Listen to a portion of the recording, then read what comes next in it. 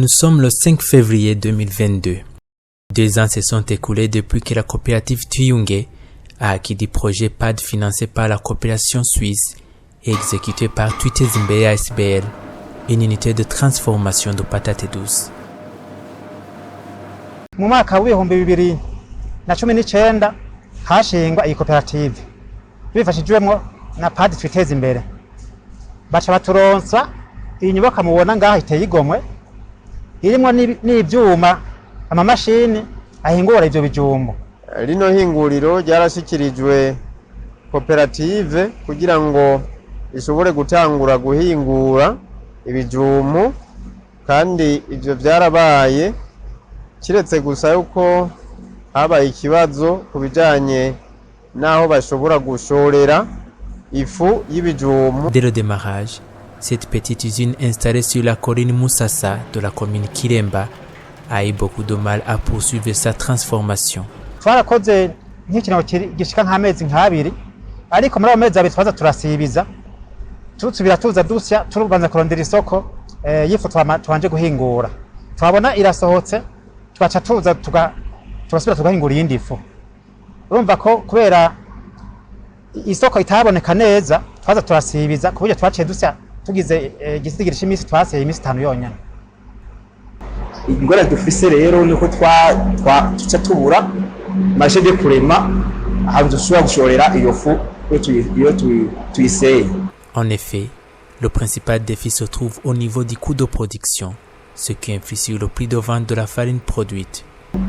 Ifu y'ikijumbu mu minsi tuyikora yari izimvye, yategerezwa kugura muri mu 2200, mu gihe nk'ifu y'ingano nayo irike yagugwa 1700. Isoko ibura kubera ayo mafaranga dukoresha mu kuronka ifu. Ico twokita coût de production ni ndende gose ku buryo bigiye ku isoko, iyo fu yacu igiye ku isoko uco usanga izimvye, atizimba gusumba yani mafu ahari ku isoko. Bica bituma rero abantu bayitinya, naho ari akanovera kandi ryoshe cyane baca batinya kuyigura. Face à cette situation, l'administration est en train de contribuer. Turiko turabahimiriza kugira ngo bonyene batangure kugerageza ibiva muri iyo fu, haba gukora ubuyi, haba gukora ibitumbura canke imikate, kugira ngo abo ngaha nyene batangure kuvyihereza, abaritwe dutangura kubisuma tubone ibyiza byayo, hanyuma tuze dushobore rero kuyishikana handi mugabo hano bisanzwe biriko biriherezwa n'abenegihugu. Parmi les éléments élévateurs du coût de production, le coût du carburant pour faire fonctionner le générateur électrique ne permet pas d'atteindre même le seuil de rentabilité.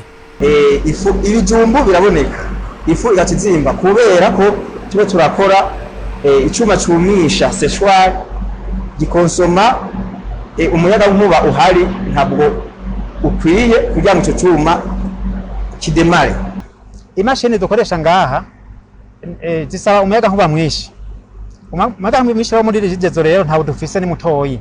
Bica bisaba yuko dukoresha groupe électrogène ikoresha mazutu. Amazutu nayo ragaca tuzima, bigaca bituma igiciro c'ifu kica kiduga kubera mazutu. Cela étant, cette unité de transformation avec une capacité de production de 600 kg de farine par jour n'aurait pas dû suspendre ses activités. Un autre événement malheureux est venu mettre la poudre sur le canon. Aha dufite umunyezamu duhemba. Tumufise yaragize ubuguruguru, burya abakozi baragoye. Arafata ibintu byari ngaha mu ihinguriro arabyiba. Abyibye cyaturhagarika burundu kuko ntitwashobora kubandanya n'amabateri yo muri groupe yacyatwara. Tubana guhagarika gutyo. Malgré la clôture des activités du PAD, Twitezimbe ASBL, mandataire d'exécution de la coopération suisse, a appuyé la coopérative par le remplacement des composants de la chaîne de production volée pour la remettre en état de marche. Il est apparu que les batteries pour le groupe hétérogène de secours devraient être remplacées par la commune parce qu'il c'était flagrant qu'il y avait eu un vol. Les cas de vol ne sont pas couverts par la garantie donnée par le fournisseur. Et c'est pour cette raison que Twitez Mbere a appuyé la commune de Kiremba pour l'acquisition des batteries pour le groupe électrogène. Dès que les batteries ont été acquises, Twitez Mbere s'est convenu avec le fournisseur des équipements qui a mobilisé le technicien pour monter en date du 5 février afin de remettre en marche l'équipement. Après le remplacement des équipements volés, l'unité de transformation est maintenant fonctionnelle et permet la production d'une farine de la patate douce de qualité. Néanmoins, il va falloir trouver une alternative à la consommation due au groupe électrogène. Hamwe Regidezo yodufasha ikaduha umuyaga nk'ubukwiye byoca bigenda neza gusomba n'igiciro c'ifu yacu yocigabanuka rwose.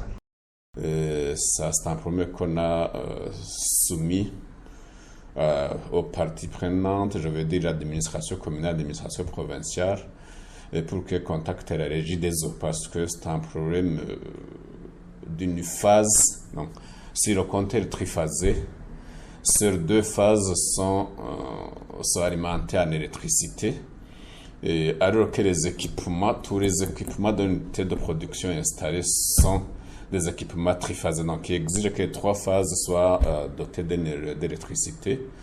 Il suffit que la régie des eaux accepte, ou c'est un problème technique qui est posé, que la régie des eaux cherche ce problème, qui le résolve. Et ce problème d'énergie serait résolu. Il n'y a pas une autre intervention quelconque qui soit nécessaire. Il suffit que la régie des eaux soit. C'est un problème technique, ça doit être résolu par la régie des eaux. Si c'est par mégarde ou quoi, tout est du domaine de la régie des eaux. Il faudrait pour ça que l'administration provinciale et communale intervienne pour cela.